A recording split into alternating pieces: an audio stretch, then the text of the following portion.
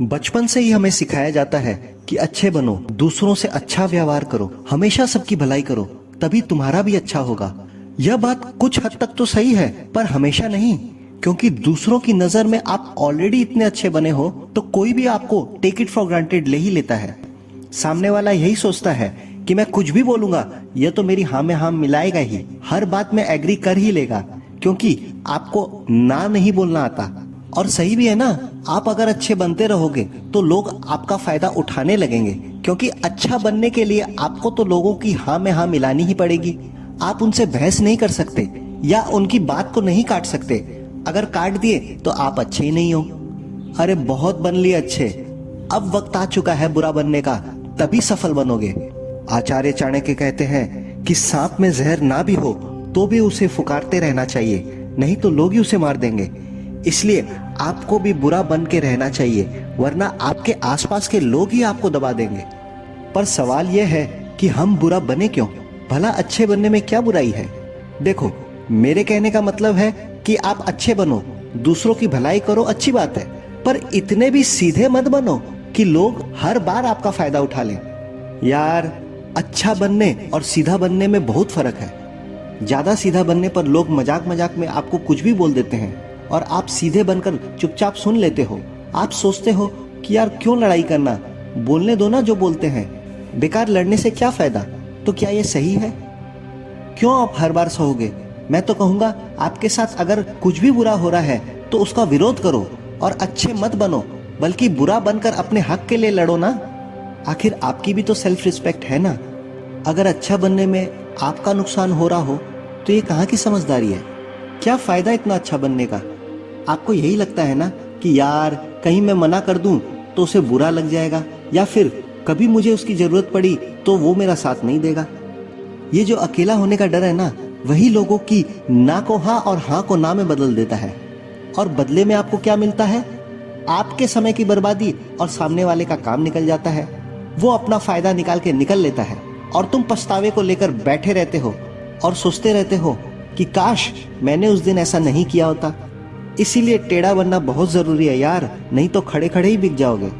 किसी की मदद करने के लिए अच्छे बनो, ठीक है, पर किसी का मतलब पूरा करने के लिए बेवकूफ तो मत बनो। अब आप पूछेंगे कि आखिर मैं बुरा बनूं कैसे?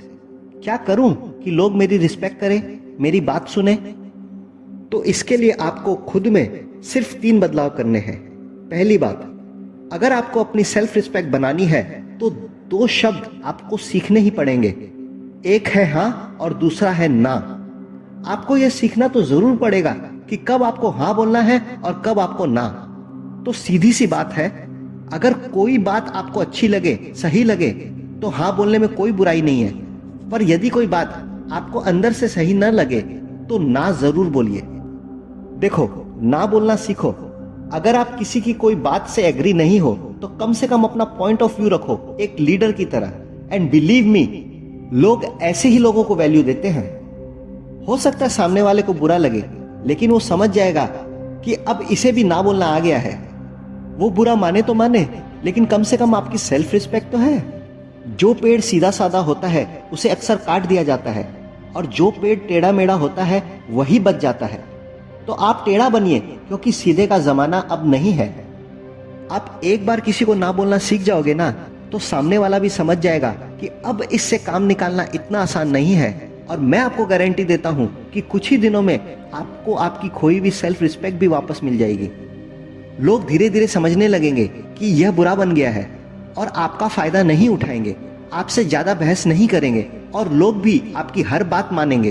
तो इस बुरा बनने में अच्छा ही है ना। इसलिए बुरा बनो, तभी सफल बनोगे। दूसरी बात, हमेशा ध्यान रखो कि खुद को कभी इतना अवेलेबल मत बनाओ, नहीं तो दुनिया आपका इस्तेमाल करती रहेगी। खुद को हमेशा वैल्यूएबल बनाओ, अवेलेबल नहीं। किसी के बुलाने पर हर बार जाना जरूरी नहीं है, नहीं तो लोग सोचेंगे ये तो बिल्कुल खाली है, जब भी फोन करो चला आता है। तो खुद की एक वैल्यू रखो। आप ये सोच रहे होंगे कि बार बार किसी के बुलाने पर नहीं जाने से वो बुरा मान जाएगा, खराब सोचेगा। अरे सोचता है तो सोचने दो, लेकिन उसे यह एहसास होना जरूरी है कि तुम हमेशा उसके लिए अवेलेबल नहीं हो, नहीं तो तुम्हारी कभी कोई कदर नहीं होगी।